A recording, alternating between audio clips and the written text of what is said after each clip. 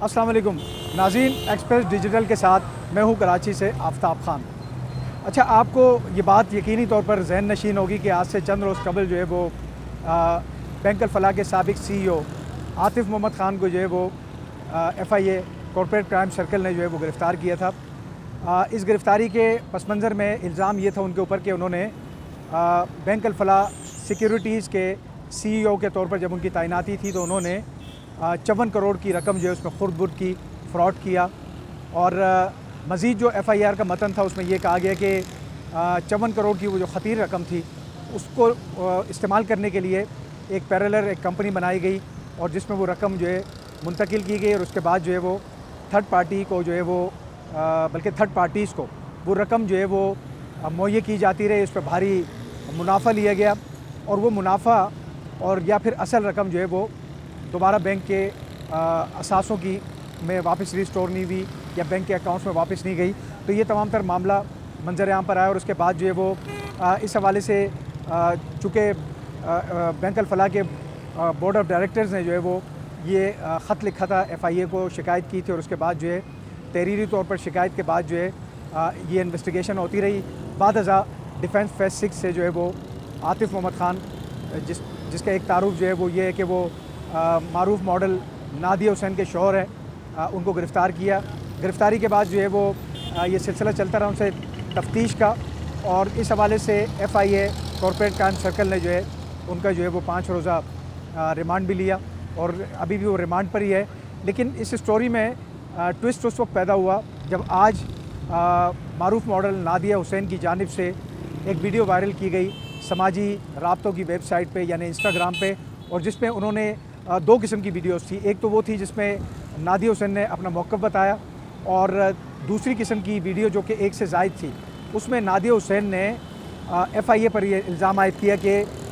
उनकी जानिब से जो है वो भारी रकम का मुतालबा किया गया है इस केस के तनाजुर में। और इसमें जो है वो जो अपनी वाली वीडियो थी उसमें नादिया हुसैन ने जो है काफ़ी हद तक सवालात उठाए कि अगर इतना बड़ा वाक़या ये हो रहा था और इतनी बड़ी रकम जो है उसका गबन हो रहा था तो उस वक्त जो है बैंक का जो अमला था या बैंक के जो अफसरान थे या जो इंतज़ामिया थी वो उस वक्त कहाँ था, वो क्यों जो है वो चराग तले अंधेरे वाली बात थी और उनके जो है वो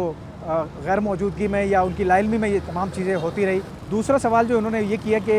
जो FIA से मुताल्लिक़ था कि FIA जो एक लाचार और मजबूर औरत को जिसके शौहर जो है वो पेशेंट भी है वो उसको जो है वो हरासा किया जा रहा है रकम के लिए भी और इसके अलावा जो एक मजबूर और लाचार औरत से जो है वो भारी रकम तलब की जा रही है। इस पर जो है वो जब हमने मौक़िफ़ जाना FIA हुक्काम का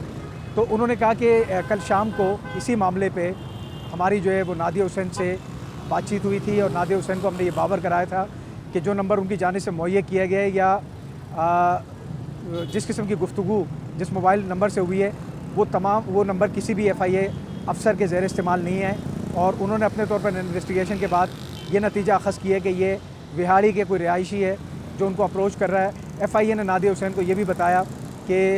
वो न सिर्फ नादिया हुसैन बल्कि बैंक के हुकाम से भी राब्ते में और उनसे भी इस हवाले से रुकूम तलब कर रहा है। तो ये तमाम तर पैरेलल चीज़ें चल रही थी और इसमें FIA ने ये कहा कि नादिया हुसैन काफ़ी मुतमईन थी और उन्होंने कहा था कि ठीक है इस तमाम चीज़ से मैं वो मुतमईन हो गई हूँ। लेकिन आज उन्होंने हैरत अंगेज़ तौर पर उस वीडियो को जो है वायरल कर दिया, ये FIA का कहना है। और इस वीडियो के बाद जो है वो मुख्तलिफ़ किस्म की आरा पाई जा रही है। एक तबका वो है जो कि नादिया हुसैन को अच्छा कह रहा है और डिफ़ाइन कर रहा है कि वो ज़ाहिर है उनके साथ अगर ये इस किस्म की जो हरकत हुई है और उसके बाद जो है शौहर उनका गिरफ़्तार है और उसके अलावा जो है उस अकेली औरत के साथ जो बीत रही है तो उस हवाले से बात की गई। दूसरी तरफ जो है कुछ लोग FIA के मौक़िफ़ की भी तायीद कर रहे हैं। तो मिली जुली ये चीज़ें, लेकिन